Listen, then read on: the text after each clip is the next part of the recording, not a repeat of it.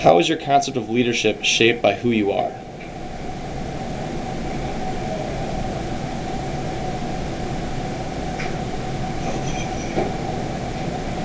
I think to be a leader, you have to have confidence in whatever it is that you're leading.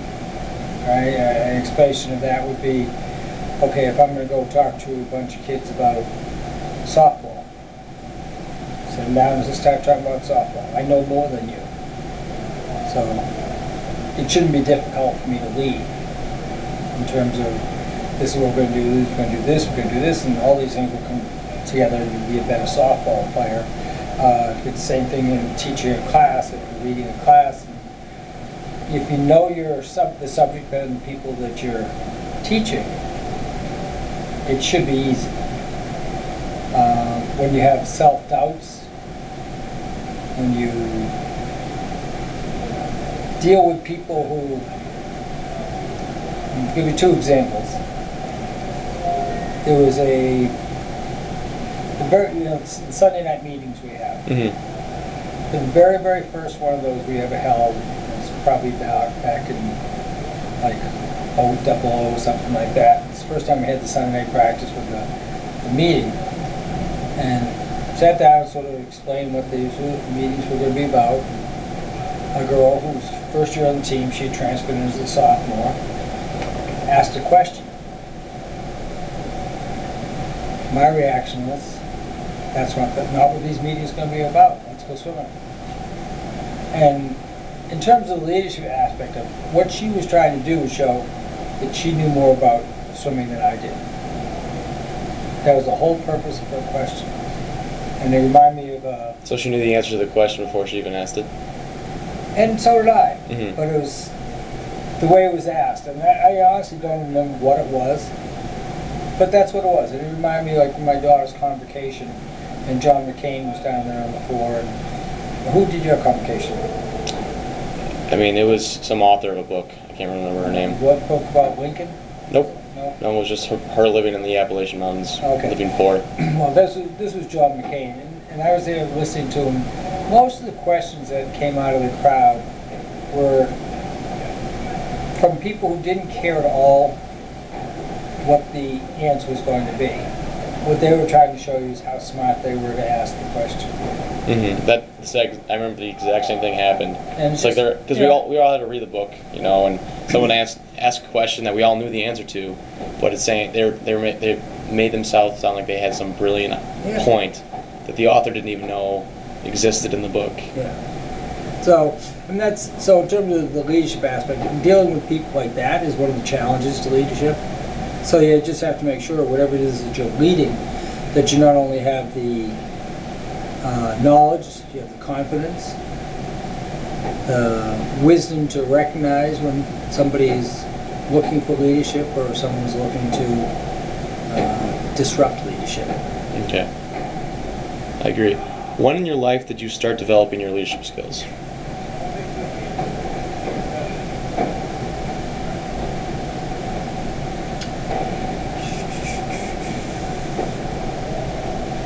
Probably pretty early. I had 14 brothers and sisters.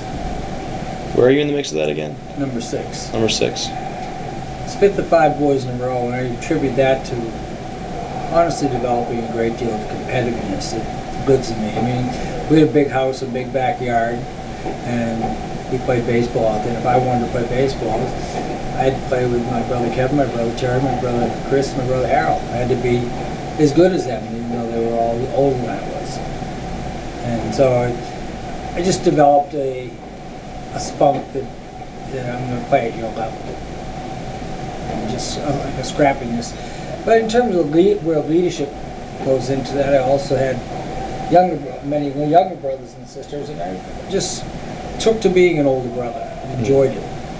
Had a great relationship with my youngest brother, Luke. And it's funny, probably the first part of me that was ever a coach was in a folder I still have. It's called Running 76, where the goal was to get him in the 76 Olympics. Really? He was a little wiry little kid that I had him running out back. We had a driveway that could pass as a track because it was H-shaped, and we would send him on routes running through the woods and stuff and timing and everything. He was probably 8 years old, so I was, 16 or 18. That's funny. Yeah. Can you identify a significant life experience that shaped you as a leader?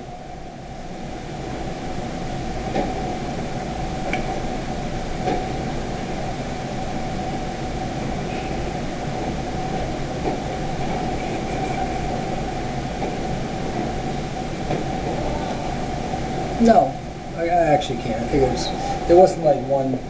And I've heard stories. Standout moment where. Yeah, like a friend of mine who became a priest, and he could tell me why he became a priest. Mm-hmm. What happened this one time, this one thing that said, I'm going to be a priest because of this. No, I think that, there were different things. I liked being in charge. I also used to remember, timing my brothers and sisters swimming in the pool at the house and having pool records at our side yard and everything. But I can't, put my finger on and say this is when I decided I could be a leader. What about when you decided to become a swim coach? Well, I never did. It just sort of happened. And that's one of the weird things that, I didn't study to be a swim coach. I graduated from BC in '72, planning on being a teacher, and there weren't any jobs available at that time. So the economy was worse then than it is now, and just wound up in a situation where Snooks Kelly, who was the hockey coach that time, actually had coached my dad here at BC, he got me a job as a summer pool director. It literally just sort of happened. Mm-hmm. I was in Bill Flynn's office the third week of August and looked over me in one of our weekly meetings about the new Plex and said, "You're going to be here in the fall?" And I said, "Sure." And honestly, Bill Flynn, 19 years, that's close to ever get to a contract. So it's a very different world now in terms of how that's happened. So it just sort of happened on the way. I just started actually coaching volleyball, the first position I was hired for here as a coach. But I started the swimming programs and water polo.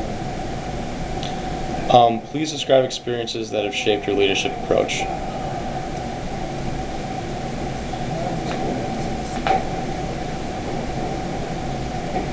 You mentioned a few earlier, so it's not necessarily you have to answer directly again.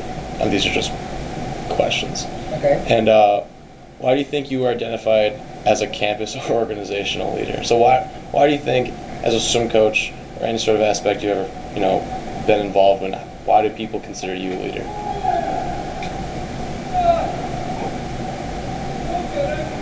Why did they consider me a leader, or why is the position considered a leadership position? Well, no. Why?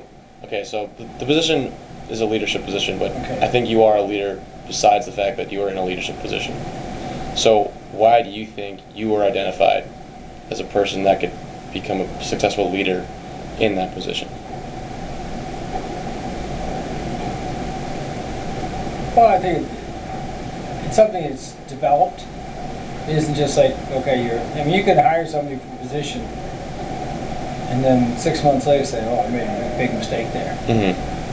You can give somebody a scholarship and expect them to come and be a great swimmer, and you're like, well, I made a big mistake there.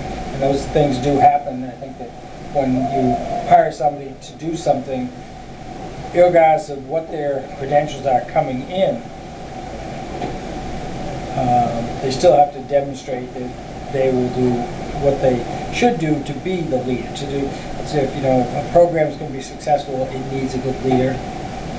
You can have some times where, despite leadership, a program succeeds, but that's when the people underneath actually do the leading. I keep thinking of some examples like that. I just think it's a question of, in terms of evaluating myself as a coach, and not just swimming, because I have coached other things too. One of the things that makes the programs that I've worked with be successful is that I can create a sense of a team. That, I'll go back to a softball example. It's sort of funny that this one guy sort of got, not angry at me, but a little miffed, because I was doing a town softball team, and he comes up and says, "No, I'm on vacation these 2 weeks, and every time you have a game, my daughters make me drive up from the Cape." He says, "They make you drive up from the Cape?" Because I didn't tell them they had to be there. Mm-hmm. They just want to be there. You just try to create a situation in terms of, you know, leadership. I don't know. I don't know if leadership just doesn't sound like the right word, but just try to create a sense of I want to be there. You know, that well, I swim. Okay, I swim. I want to swim. I want to go to practice. I want to swim. I want to spend the time with my Create team. desire. Yeah, I want to be with the teammates. I want to spend that time with them. I want to make sure that I get on the bus for this trip because it's going to be fun. That every aspect of what you do in the structure of the program, in what passes off as success within the program, is all positive. And just that in itself is the attraction in terms of, you know, being a leader of something like that. That's what I want it to be. Mm-hmm.